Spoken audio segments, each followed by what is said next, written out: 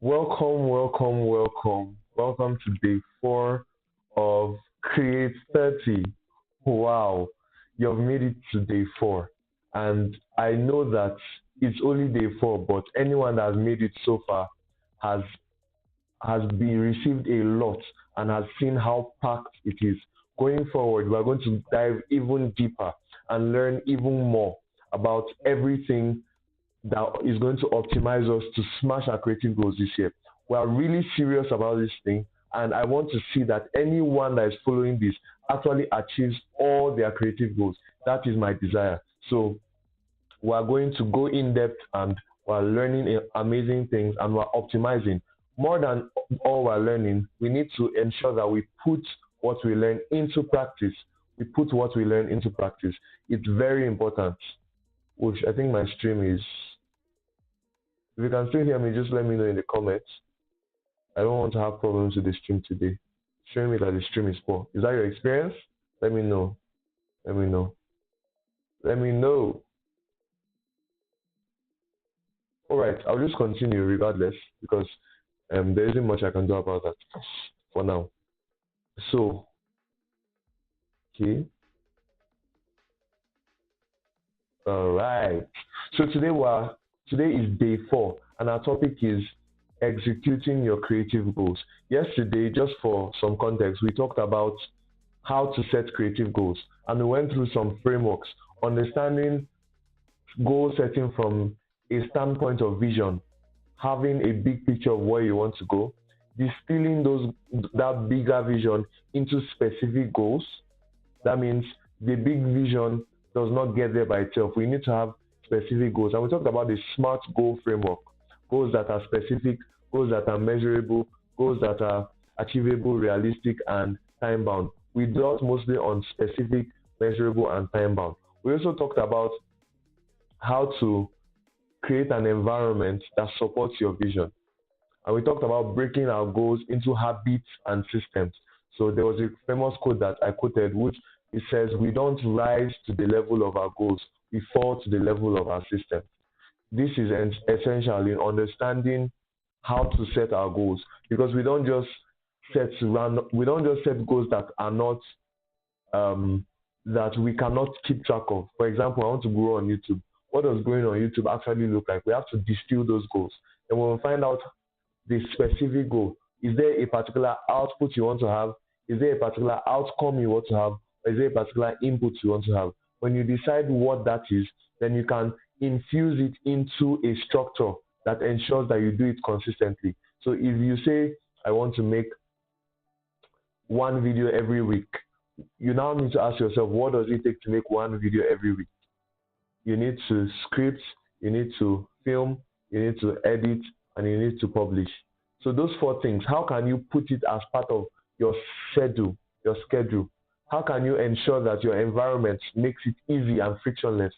Can you set up your filming set to be permanently there so that anytime you want to film, you just click the button? Can you get research and make sure you're using the best software? Can you make your process as simple as possible? Can you have friends that also inspire you? These are some frameworks we talked about. Now, in today's session, we're going to talk about executing your creative goals. Executing your creative goals. It's one thing to set a goal. It's one thing to have a calendar. It's one thing to have everything laid out in front of you. But it's another thing to be in the middle of it. So, and I love that today is, what's today's date? Today is the 12th. That means we have already spent 12 days into the year.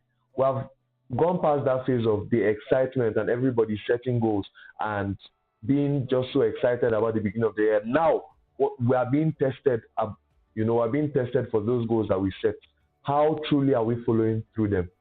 How good are our systems to ensure that we're following these goals?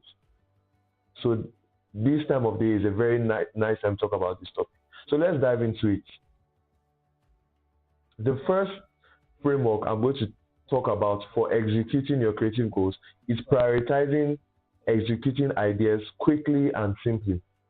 I had a very amazing conversation with one of my friends today, and we're talking about, she wants to also start a YouTube channel. Not a YouTube channel. She wants to start creating content, I think for TikTok. And she was telling me how we have had this conversation many times, and she's like a lot of people I've actually met, where you have this big idea in your head, but you just don't know where to start from. You don't know where to start from. You don't know how to execute it.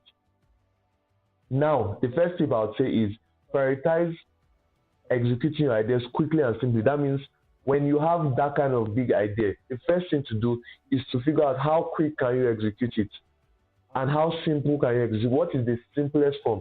Take that big idea and strip it to the simplest form. There's a form of the idea that below this point it is no longer as relevant. Let's bring it into context now. So this person wants to create, I'm sorry for sharing this, I'll just share it broadly, but this person wants to create some form of comedy content, right? Skits. And the person wants to have, the content is heavily based on acting and characters, you understand? So you know this kind of content where person A will say, hey Jimmy, are you back for the store? And the other person say, no, I'm back from your head. That's a very extremely dialogue, but you get my point. You have two characters, and she was saying she has all these cool ideas and all. And I said, what is the simplest form this idea can take? And at the end of that conversation, we said that the simplest form that idea can take is just 2 lines. Person A says something, person B says something, and that what person B says is the joke. Just 2 lines. And she already had some 2-liners. So now, that idea, how does she execute it? She just needs 2 shots. 1 shot of person A, 1 shot of person B. And with that idea, we can think about it today and she can publish it tomorrow. She just writes the script this evening. Person A says this. Person B says this. Tomorrow morning, she wakes up in the morning and says, okay, I'm going to shoot person A now. Where's the clothes that person A will wear? Maybe person A needs to have a hat. So let's call person A Bob. Bob needs to have a hat. So she wears what Bob, she wears the hat that signifies Bob's character. And it's like, Jimmy, are you back from the gym? And then she now goes. Now she has said that one line. Now has to change and wear another clothes. And it's like, no, I'm from your head. Ha ha ha ha. Right? So now she's done with filming. The same day, she can say, now I'm done with filming. She films on her phone. So it's a good thing that she doesn't, oh, I'm shaking my chest in my cause noise. Sorry about that. So on the same day, she might say, so it's good that, I don't know why I'm saying it's good, but one advantage of, being a creator of that size is that, let's say you're creating from just your phone. So you don't even need to do any crazy file transfer from your card to your laptop or from, it's already on the phone. So she just opens CapCut. She can finish shooting, still wearing Jimmy's clothes, and she just sits on CapCut. Cuts the part of Bob, cuts the part of Jimmy. Then from CapCut, she can post, add a caption and post.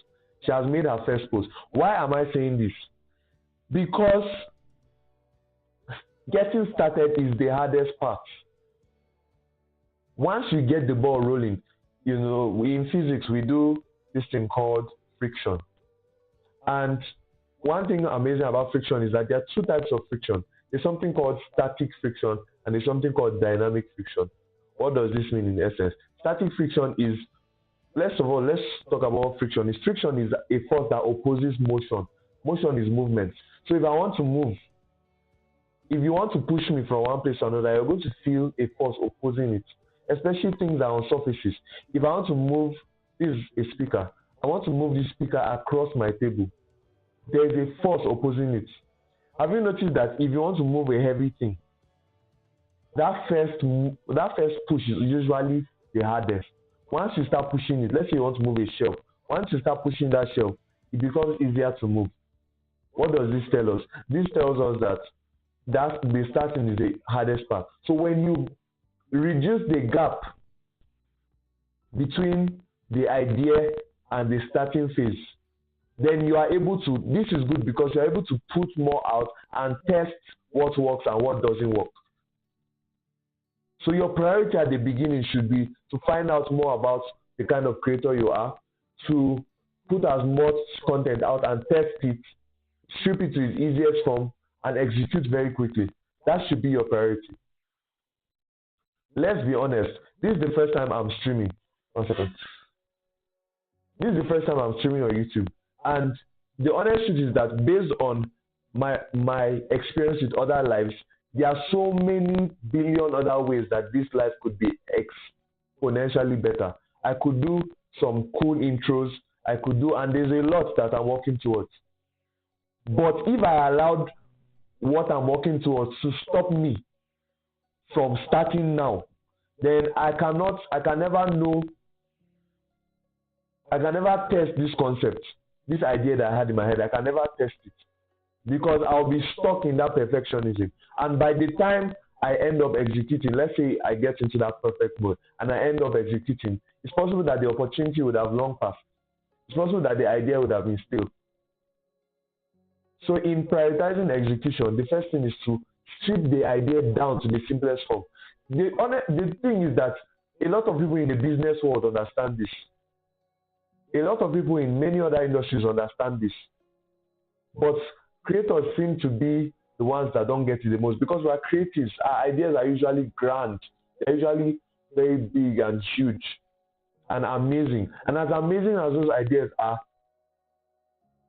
if you want to be a creator that makes an impact, you have to be willing to test and iterate. And that takes us to the next point, testing ideas. Testing ideas. Ideally, when you're starting out a creative career, you should have 2 or 3 formats that you have nailed down and you start testing. What do I mean by 2 or 3 ideas or formats?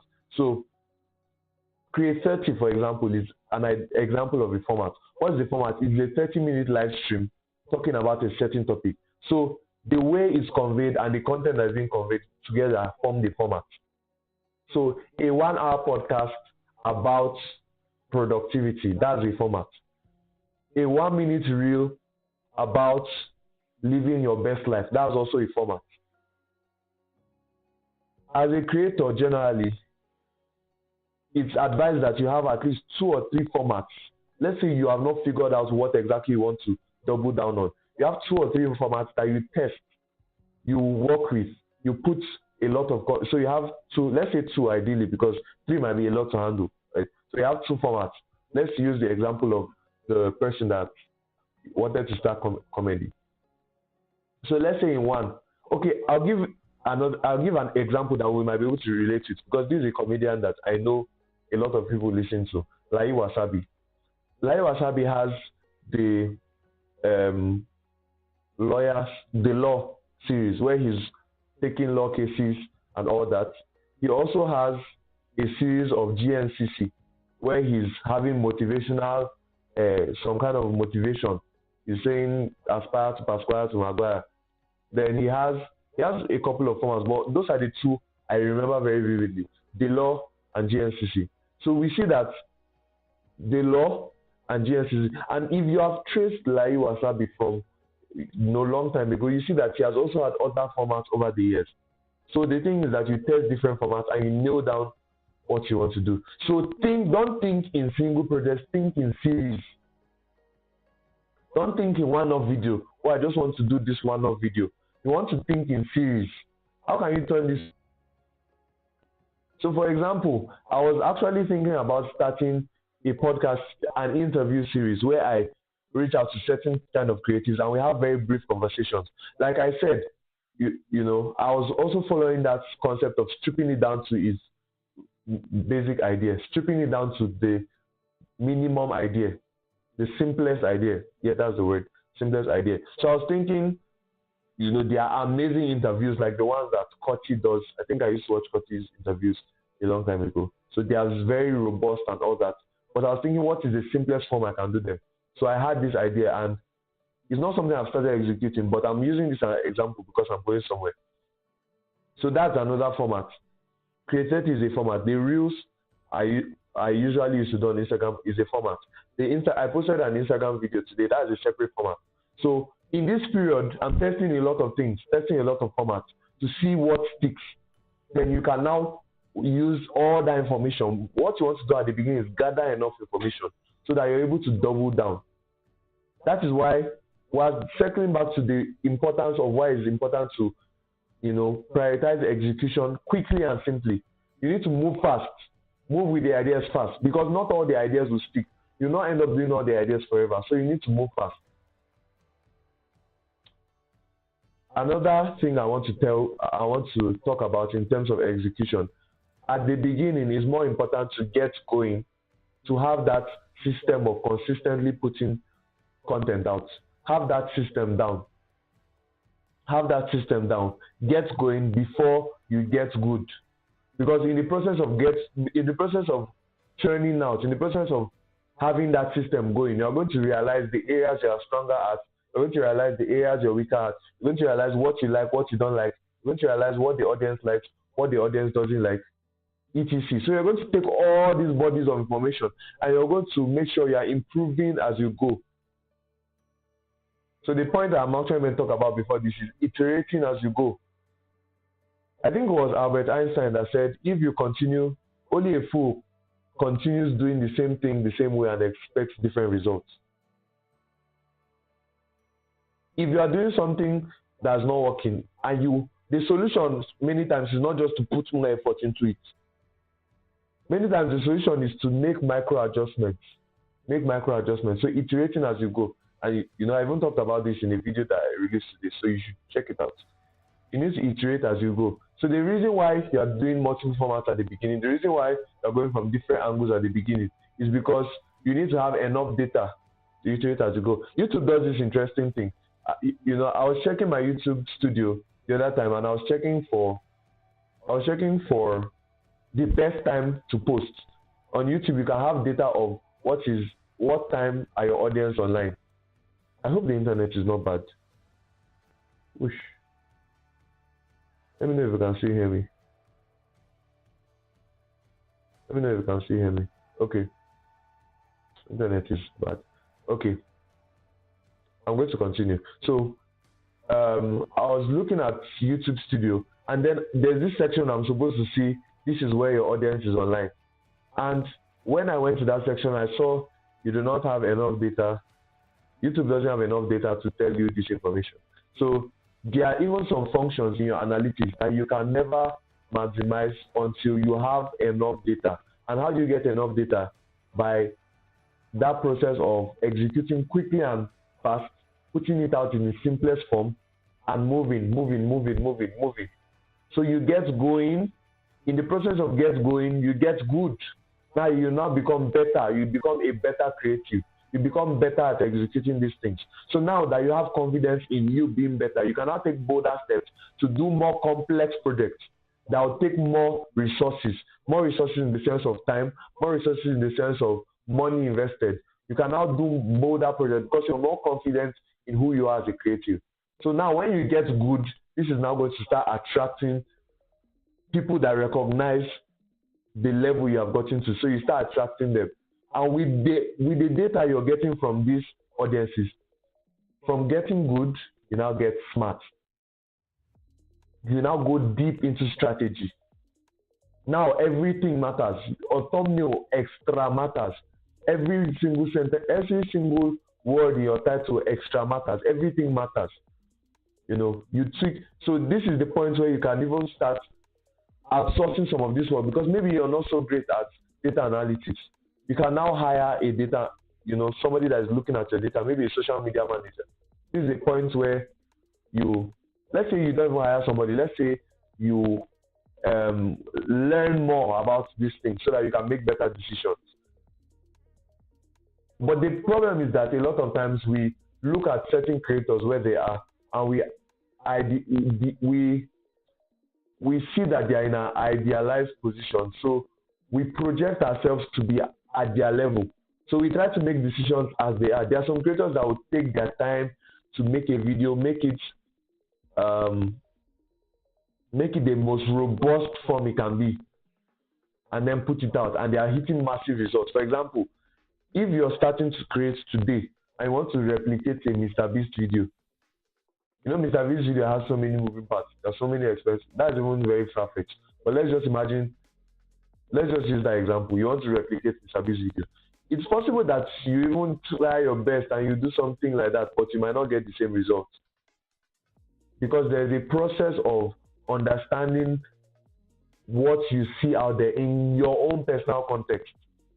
And you cannot understand even general advice in your own context without this action. That's why execution is important. So let me just go a little bit into advice for someone that is just starting out, because I've had a lot of conversations with people that are just starting out. I don't know, surprisingly, I think this Kreate is very attractive to people that are just starting out. And I've had a lot of questions, so I'm just going to go into a little bit of advice for people that are just starting out. The biggest barrier to you starting as a creator is fear. Fear of the unknown, fear of what you are getting into, fear of what people would say, but mostly fear of if you will even be able to do it. Like, are you going to be? Will you be able to pull it off? That's the biggest fear. And a lot of times this fear masquerades in different forms. So it might not even come to you as fear, because in fear, the picture of fear you might have is something that makes you shake in your feet. It might not come as that way. It might even come as confidence. You're like, all these people that are putting their stuff out, I know better than them. So I'm just going to chill till I have the perfect light. There's a level. Let's say there's a level of content I want to put out. I don't want to put out anything I saw. The thing is that anything you're starting, as long as you are a noob at that thing, as long as that's the first time you're doing that thing, you're going to suck. S-U-C-K. You're going to be bad at it. There's no magic there. Maybe you'll be a bit better. The only reason why you can be good at something that you just started is if you have transferable skills. Maybe you worked in a parallel industry. You did some work. Give me a second. You did some work in an industry that the skills can be transferable. So let's say somebody working in film and entertainment, they have been on the big screens and they want to get into social media. It's possible that they're going to put out a lot of banger content from the get-go. Also, if you have a lot of money, you can outsource some things, so you don't have to start from ground zero. But if what you're trading on is your time, and you have no experience, I want to assure you that you will suck. And you have to go through that process of sucking first if you want to get good. That's just the law. For you to get good at anything, you have to first of all be bad at it. And you have to be willing to be bad at it.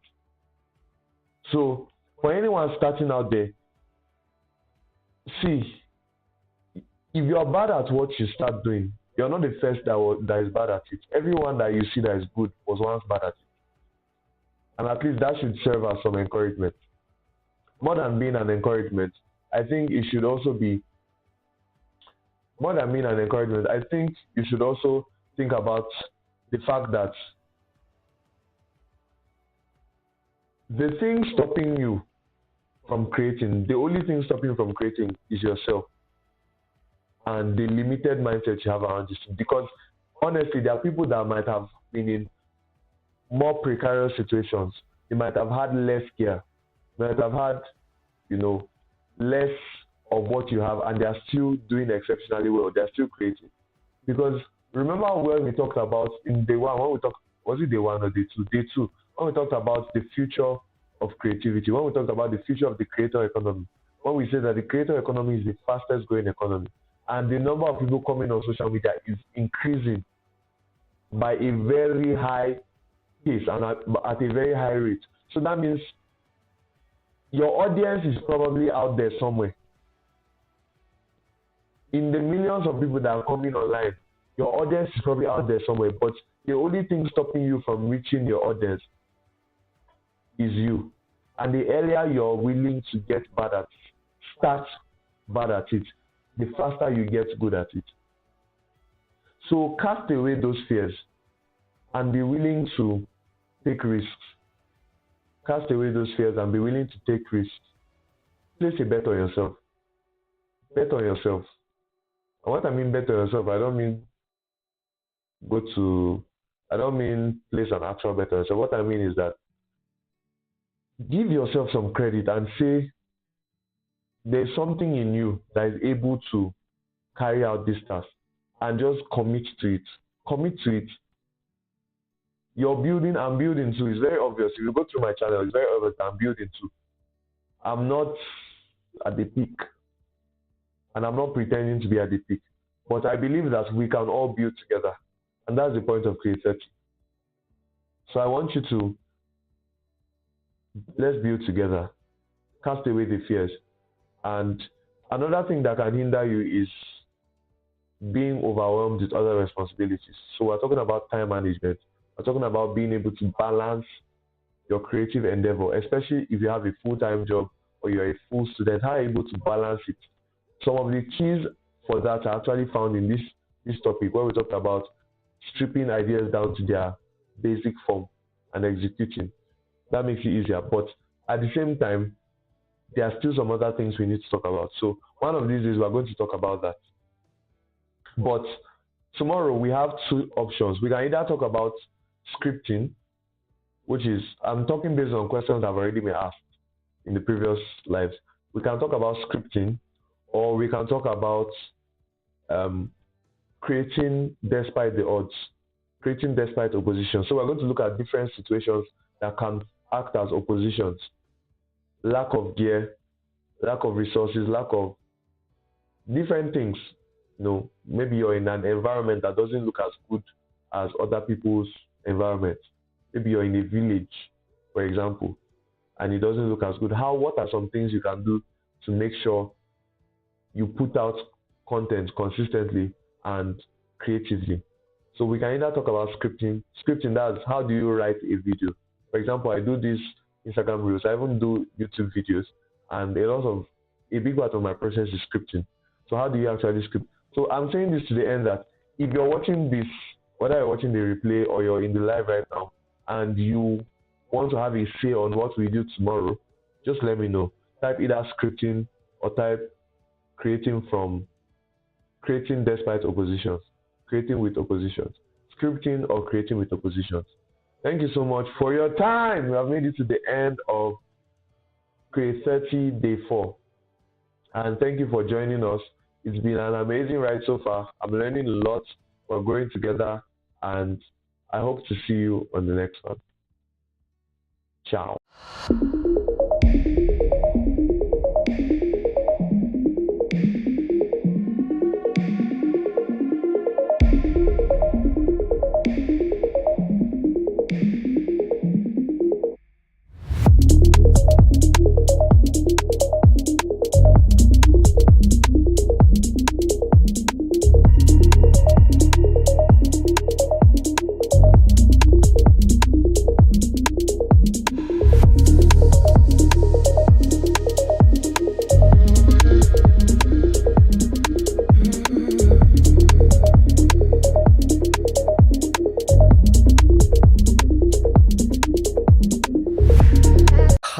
Today's session. I hope you enjoyed it. If you did, please don't hesitate to let me know in the comment section. Now, to ensure that you put everything you learned into practice, we are building a community of creators just like me and you that come together to keep each other accountable, to share ideas, and to grow together.